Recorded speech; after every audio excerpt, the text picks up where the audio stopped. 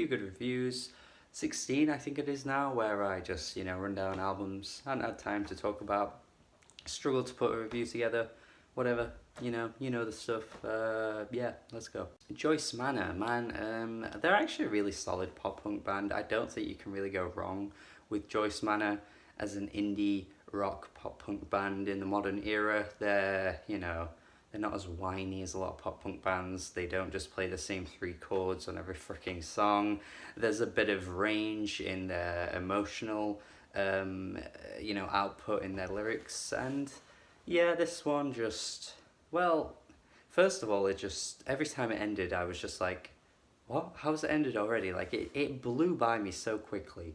There are like 2 or 3 tracks on here, like the opening track, that feel like classic Joyce Manor type tracks, which I really enjoy.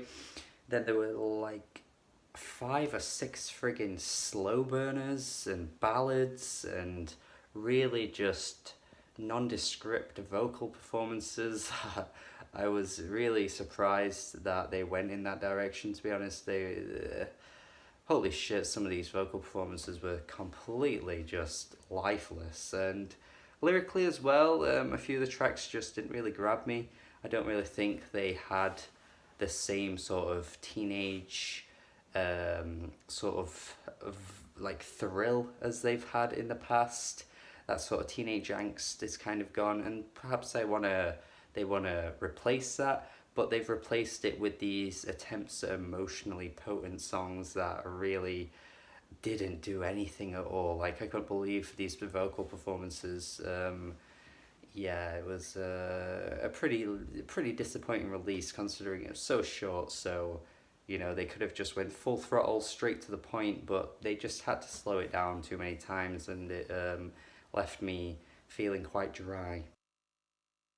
George Clanton, though, on the other hand, left me feeling bright as hell. This album is so shiny, pristine. A lot of these vocal performances are just really, really quite something. Like, honestly, I like George Clanton as a vocalist. I really quite dug a lot of the material on this album. This was an album I did want to review, but then I did move house, and stuff got in the way, so I just felt like it was too late to talk about it, because it's not really a hyped up release, so it just felt like I got to it a little too late. But yeah, this is like some Neon Indian stuff back in like 2009, but way better recorded. And I actually think he could have a similar like career path to Neon Indian. Like, I do think his next album could be on the level of the 2015 release that Neon Indian put out, which I really do like now. It grew on me a lot more once I returned to it earlier this year.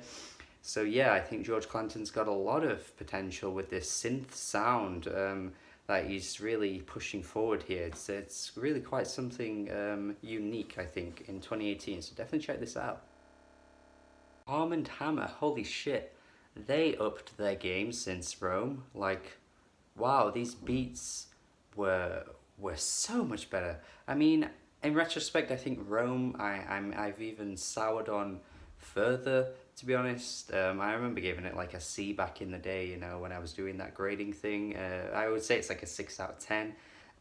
But now I would probably go even lower than a 6, because the recording quality of those beats was incredibly rough. Like, I know a lot of people love that underground style, but man, the more I listen to it and the more underground hip hop albums you hear, you really do crave for just a better sounding of the mixing, because once the mixing improves, the album sounds so much better. And this right here is proof of that. These beats are so much better.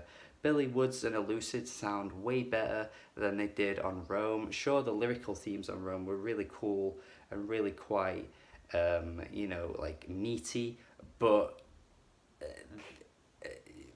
they up their game with their beats. It's just something that I found a little hard to kind of get myself into, though. Like, I can't say I love this album, even though I do think it's a really top quality hip hop release from this year. I think it's something with the lyrics that I haven't quite dove into yet. Like, I haven't really sat down, given all the lyrics like a proper read through. And that's the thing with sometimes, like when you get into albums like this, they take so much time to sort of digest, and I think that's why I just never really got around to a review, to be honest. But I am here to say that this is a really good hip hop album. Don't think it'll make my year end list or anything like that, but I think if they carry on in this direction, their next album is going to be like the best album they've made yet, because honestly, this album right here is the best one they've made yet.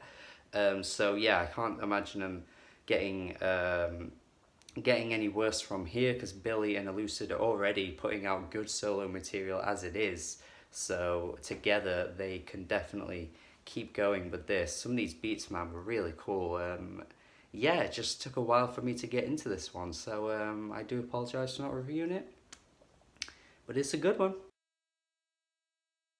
Finally, this new album from Milo, which I think is actually his weakest album to date, to be honest, which is really quite disappointing, to be honest. I think I'm not counting the Scallops Hotel work that he's done. I think that is way inferior to his solo work as Milo, but this new Milo album, yeah, it just isn't working for me. I think these beats are just too low key. I think him kind of meandering and wandering through his thoughts over these beats feels way too like soft, and doesn't really pack any punch at any point, which I don't think is what he's going for at all. But yeah, I just think when you listen to an album like So the Flies Don't Come, you can just listen to how textured those beats are, and Milo sounds wonderful over those beats. He had fantastic features, and on this new album, it just feels so inessential, in the sense that I get nothing from any of these beats. I get nothing from his wordy rhymes. It's getting old, actually, if I'm being honest. I'm finding him less and less interesting to listen to, because I feel like every release he does the same thing. You have to read into what he says. There aren't really songs here, like that. These aren't songs, like they're just not. I mean, he's just wallowing and, you know, old man talking over these beats the whole way through.